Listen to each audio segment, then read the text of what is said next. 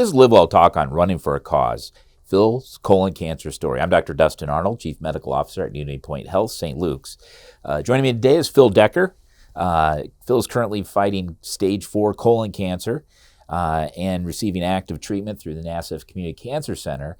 But Phil just wasn't going to take it like that, and he's starting to wants to raise awareness for colon cancer and colon cancer screenings. And I mean, I'm all for raising awareness, but running 26 miles is incredible. And so you're trained for the Boston Marathon, which is on April 18th. So, Phil, thanks for joining me. Absolutely. You know, I participate in marathons all the time. They're called Netflix for like 8 straight hours. That's, so I knock off 2 marathons every weekend. But the type of marathon you're doing is a little bit different. And tell me, what's your background with marathons? So I've been an athlete my whole life, but I was a tennis player growing up. About when I was 40, it's kind of a little podcast cliche, but I decided to do something that I really didn't like. I kind of wanted to just step out of my comfort zone. Needed to get a little bit back into shape, so I decided to start running. I started out with just a simple 5K here in town. That's about 5 years ago, and then just kind of progressed. Ran my first half marathon, the Crandic. And then I did a half Ironman back home, and then I kind of just decided the next progression, I guess, in the ladder was to do a marathon, and I did the Indianapolis Marathon in 2019, and I'm a little competitive, so I decided that I wanted to have a goal, and I decided that I wanted to qualify for the Boston Marathon. A lot of my running bettors said, "Well, I think you're kind of crazy. This is your first time doing it." I had a great race. I was lucky. I was well trained, and I was lucky enough to qualify. I did my first Boston Marathon just recently. It's normally in April, and it got pushed back to October. So I did it this year in October, and then I was training for the next Boston, which is April 18th, when I'm getting ready to run. I didn't have a great Boston my first time out. It's a downhill course, which you think that would make it a lot easier. But it's a lot more stressful on your quads. Oh, yeah, absolutely. Yeah. So when I got to about mile 16, it starts going up and down. Yep. And my quads were shredded, and my time was way less than I qualified for. So I hired a coach, and I kind of said, "Hey, I'm going to get to work." Right. Probably a week after I came back from Boston, I hired a coach. Her and I had a great. We did a speed session for 8 weeks. Everything was going great. Literally a week before I got my colonoscopy at the end of January, ran my fastest 5K on a treadmill. I was training really well, and then went in for a routine colonoscopy on January 5th. So life changed. So you're seeing Dr. Alicia Allen, Absolutely. Who is a 5-star doctor. I mean, she's amazing. She's done a podcast previously with me. But so you're seeing her, and she just says, "Look, you need a screening colonoscopy." You were having no symptoms. Yep. So that's amazing. I'm lucky to have Alicia not only as a doctor, but as a friend. Yeah. And I 100% agree with you. She's a great doctor. She's smart as a whip. And, she's never said to me, "Hey, you need to get this test or that test." Usually if she sees something, she'll say anything, but we never had any issues before. I actually went in for my physical in October. And she said, "Okay. All right, hey, you're 46 now, Phil. You need to get your colonoscopy." Yep. And I kind of looked at her like, "I feel great. What do you mean here?" She's like, "Well, they moved to 45. You need to go and get it." And she knows me well enough that she said, "We'll do it after Boston." And she said, "I'll get it scheduled." So she actually scheduled it, and they called me up and they said, "Well, hey, you'll be January 5th." So there was really no backing out, which is probably a good thing. Yeah. And to this day, she probably deflects it, but I mean, she literally saved my life. Yeah. Because if I didn't, if I waited 6 months, or if I even waited until I was 50, we're looking at a much different outcome. That's such a good story. Speaking of Boston, she's a Boston College grad. Yep. Yeah. I know that. Yeah. So she's familiar with Boston. I send her when I go to Boston. I send her a picture. Do ya? Yeah. Do ya? Yeah. For sure. Well, let's talk about that screening colonoscopy. A lot of people defer this because of the prep and the time. Just kind of tell us about the prep for you and reassure people that, it's not that big a deal, really. Yeah, so you do a prep the night before, and obviously people, kind of shy away from that. They get a little scared. I had no issues like where I felt bad the next day or anything like that. Just did the prep, and I had my colonoscopy at 8 the next morning. So I was up until about midnight, 1 o'clock in the morning, and I tell all my friends all the time. I say, you can either get a colonoscopy, which I would do every day of my life, or you could do chemo like I'm doing today. And you don't want to be there. Yeah. You don't have to. And you can get a colonoscopy, and if you have some polyps and you have some things that may be precancerous, they can cut them out while they're in there. And the next day, after I got my colonoscopy, I literally ran the next day. I kind of had a feeling that we'd had some discussions the day before about cancer. Yeah. I had a feeling that the biopsy was going to come back and it was probably going to be positive. But in terms of any feeling bad afterwards, there was no issues. Dr. Cepialo was able to tell you that day that this looks suspicious. Absolutely. Yeah. The first question that he asked my wife was, has he had any symptoms? Is there anything going on here? Which I hadn't, and he was pretty surprised about that. But they, I can't say enough about how UnityPoint's treated my case. They jumped on it like it was a live grenade. I literally was having blood tests that morning. I met with a care counselor that day, had my results back the next day. I was in a CT scan within 2 days, I think. And then after that, I had some other, I had to get an MRI, but it moved very quickly. Yeah. Which we certainly, that's our goal. Yep. Particularly with that cancer diagnosis. We're seeing people with advanced cancer coming in now, and heart disease, et cetera, all because of that shutdown during the pandemic. And so it in a way, it just reinforces what screening and health maintenance, it is of value. Because if you skip it, you really can see an influence in the severity of illness that we're seeing in the hospital. So, but now,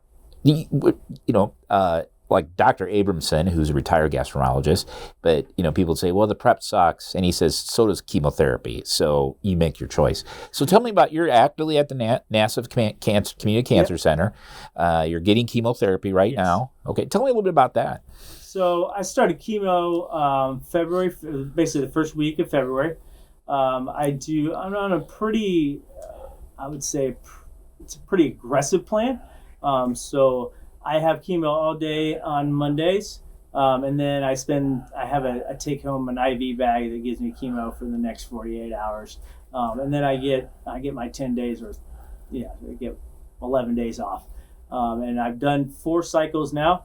I did my rescans, and then I'll do a couple more cycles of chemo before I have surgery. And in terms of chemo, there's, like you said, you'd much rather get a colonoscopy than have chemo. Yeah. My wife says, and I think she's absolutely right, that there's no other choice. Right. Yeah. Chemo, and I had great scans. It's not the easiest regimen in the world, but quite frankly, it's saving my life. So there is no other choice. You can't take an aspirin for cancer. Right. So you have to do a little bit more than's required for most things. But staff's been great. I have a great bunch of nurses. My doctor's been great. When I walk in there, I feel like that they really care. They know what you're going through, and then try to make that environment as comfortable as possible. If we've done one, we've done probably a half dozen. We've probably done more than that. Podcast on the Helen G. Nassif Cancer Center, had various staff over, et cetera. And it's just so obvious the passion that they have for what they do. I mean, they get up in the morning, they're excited to go to work. Yeah. You can just tell it. Yeah. I mean, they're always nice to have on the podcast.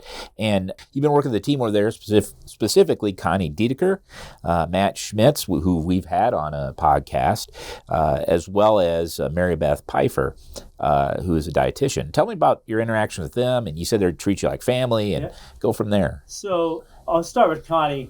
Connie was the first person I met as a care counselor, and Connie's kind of like my guardian angel. If I need something, if I need one time I called and they wanted to do an MRI in a week. And I was calling her to be like, hey, that seems like it's going to take a while. She had already called me and said, hey, don't worry about it, Phil. I'm going to call him right now. And 4 hours later, I was in for an MRI. So I always feel like she's just my advocate. If I need something, she'll do it. If I call her at 7 o'clock at night, she'll work with me on something. I just saw her we went to the I Know Jack Foundation gala this weekend, and I saw her there, and that was the first person I give a huge hug to. And then I saw her again today. She was in my meeting with Dr. Jenna Gary, and she's like my guardian angel. She's there for me. If I every time I've called her, sometimes I have to call her after hours, she picks up the phone, and she is so committed to what she does. And like you said, there's a big care aspect there. And she's connected me to Matt and the dietitians. The dietitians will always come when I'm in a chemo. They come down and they see me and they talk to me about different things. I've had some gastrointestinal issues, and we've done some diet things to work on that. They've even helped me with different ideas from how I do my fueling for the race coming up. For the race coming up, yeah. I sat down. I worked out for a long time, but this is a different ballgame. So I sat down. It's a free service, which is just. To me, I have all these great resources. And I'm the kind of person that if I have great resources, I like to bounce ideas off of them and see. I learn stuff from people. And I sat down with Matt probably 2 weeks into my chemotherapy and my journey, and I said, I basically wanted to pick his brain on how this is going to work and what I was going to be able to do and what I wasn't going to be able to do. He gave me some great exercises for neuropathy that I use to this day. I was really worried about my feet because that's what I used to run. So that was a concern of mine. I ended up having a lot of neuropathy in my hands and my mouth, but my feet, just I think with the exercises that I did and then just keep it moving, I haven't had any issues. Well, that's awesome because that's one condition that's hard to treat, peripheral neuropathy, whether it's from chemotherapy or diabetes or some sort of other illness.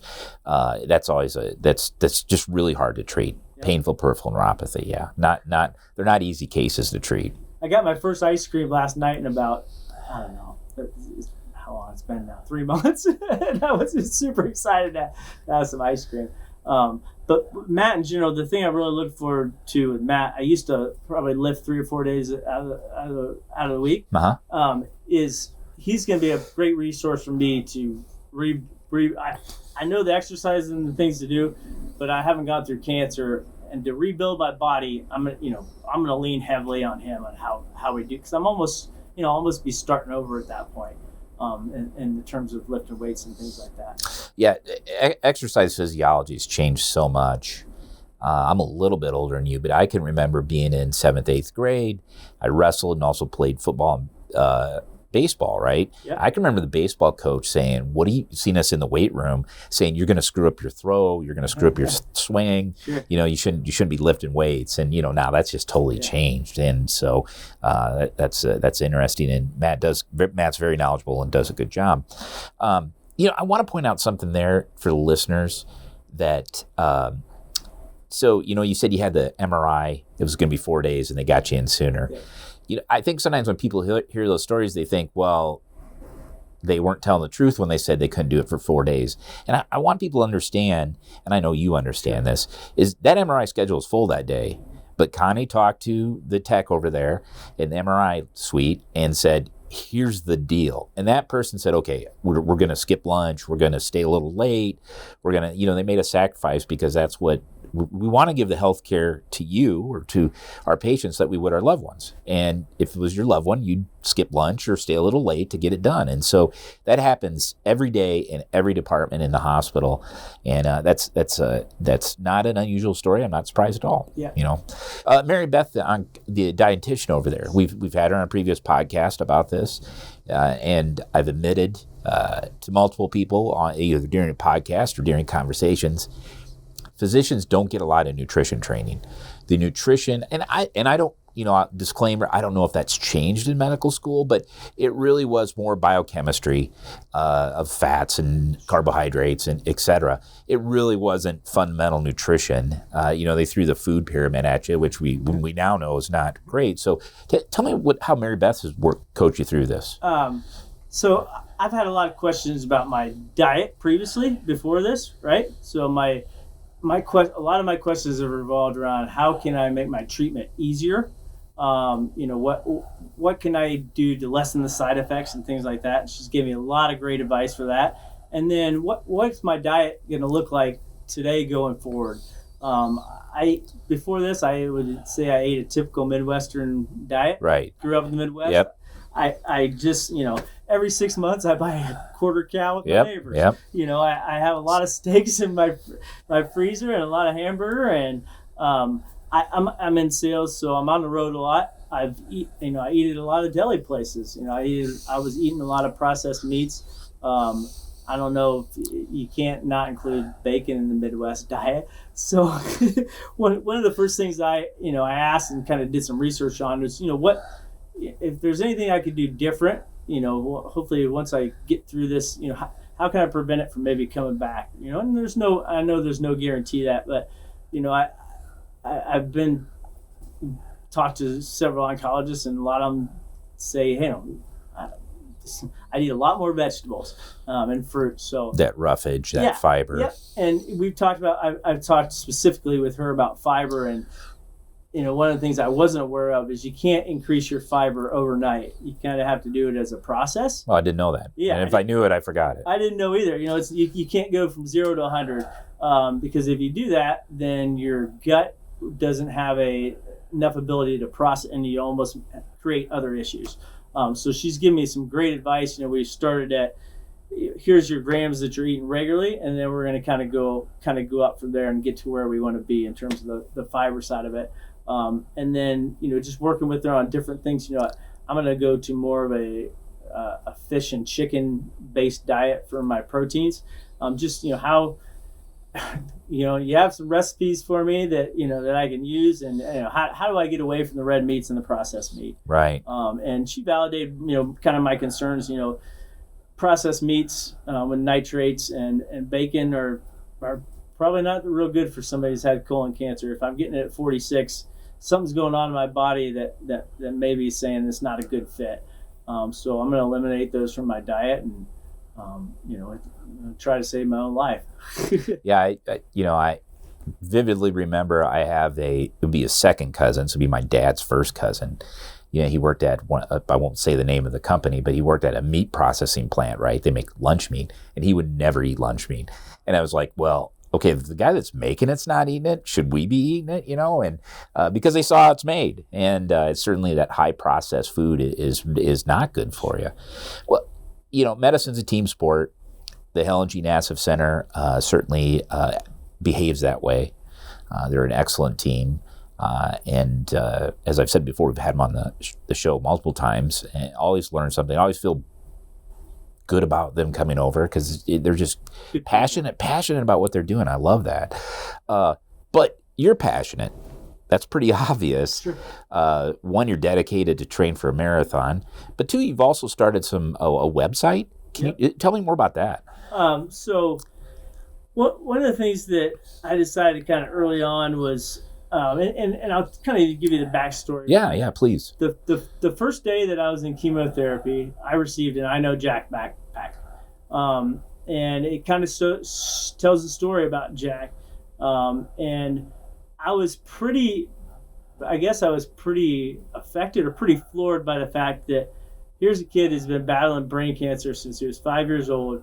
Is not any kid that has to go through cancer, your heart just breaks for him, just pours out for him. And just to see how they were handling it and how they were trying to pay it forward and make the cancer experience easier on other people, my thought was, and I've always been a very positive person, that I wanted to take this as an opportunity. How can I help other people, right? So we're doing two things. The question I get the most from is when people say to me, "What can I do?"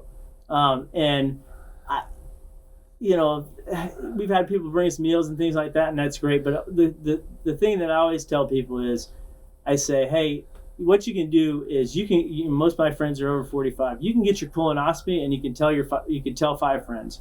So we started a website. It's called tell5friends.org, and we're going to continue to develop that. And the whole idea of that is not only save your own life, but do me a favor and go tell your 5 best friends and talk. I like that. Take my story, and we use my story as a good example. If you saw me walking down the street, the last person you would think, or if you knew me and you knew my, what I do for running and things like that, the last thing you would ever expect is me to be sitting here talking about stage 4 colon cancer. It would floor most of my friends. So we try to use that kind of an extreme example as a way to prompt people to say, hey, this is something that can happen to any of us. And I've had a lot of friends get colonoscopies as a result of that. Probably 60 of them. I've had a couple of really close friends of mine have precancerous polyps that, thank God, they went in, when they're 45 or 46, as opposed to waiting, because now it's a tiny problem versus a much bigger problem. Right. Yeah. I mean, and with colon cancer, 3 to 5 years is a long time with colon cancer. Absolutely. And that can spread in that time. It kind of reminds me of that, 6 degrees of separation, and Kevin Bacon. For you, it's the 5 degrees of Phil Decker and colonoscopies. I like that.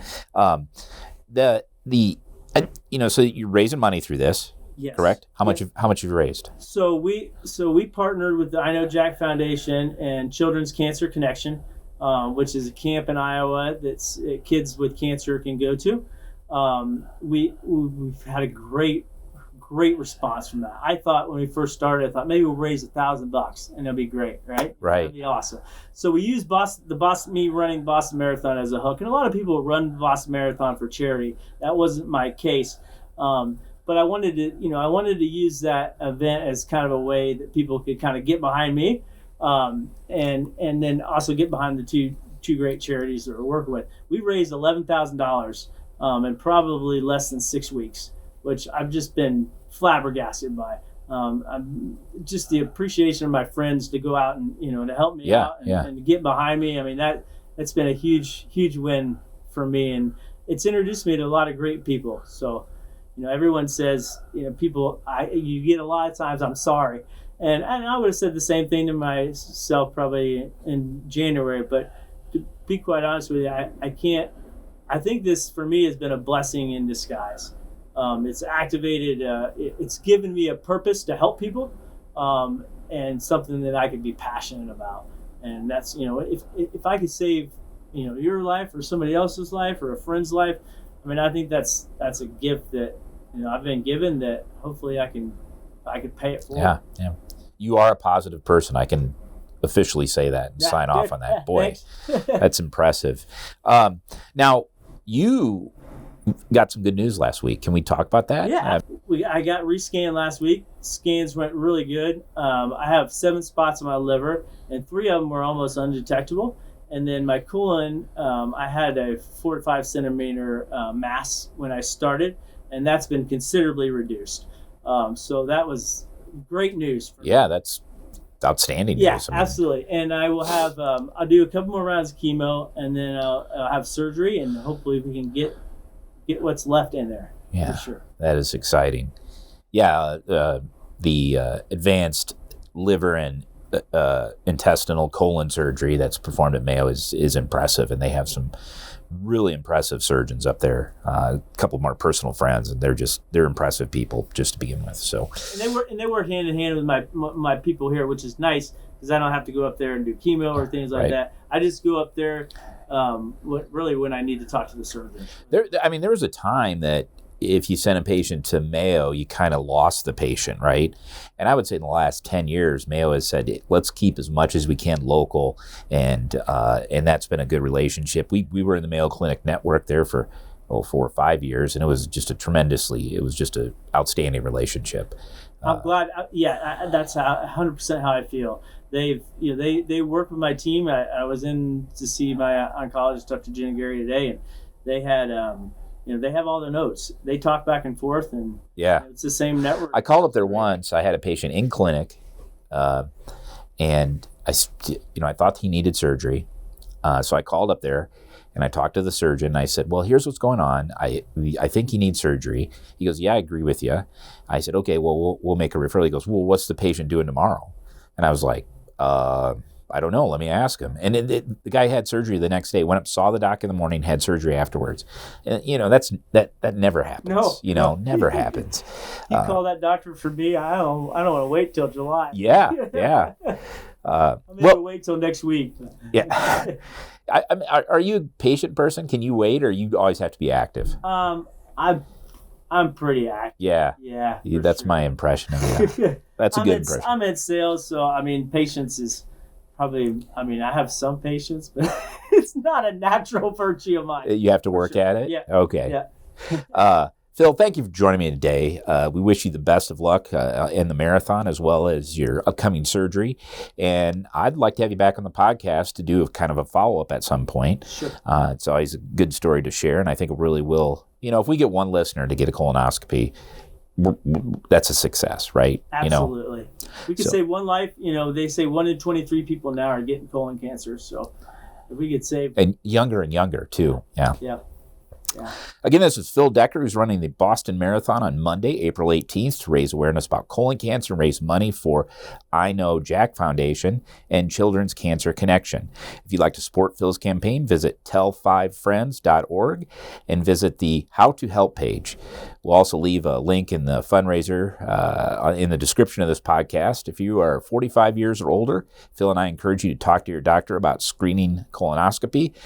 No, we advise you just to get a colonoscopy. Yep. Just tell your doctor you need to get one. Don't talk to them about it. Just tell them, I want a colonoscopy. And tell 5 of your friends to get their colonoscopy as well. Finally, if you have been diagnosed with colon cancer and want to learn more about treatment and support and the wonderful services offered at Nassif Community Cancer Center, visit communitycancercenter.org. Thank you for listening to LiveWell Talk On. If you enjoyed this episode, don't forget to subscribe. And if you want to spread the word, please give us a 5-star review and tell your family, friends, neighbors, strangers about our podcast. We're available on Apple Podcasts, Spotify, Pandora, or wherever you get your podcast. Until next time, be well.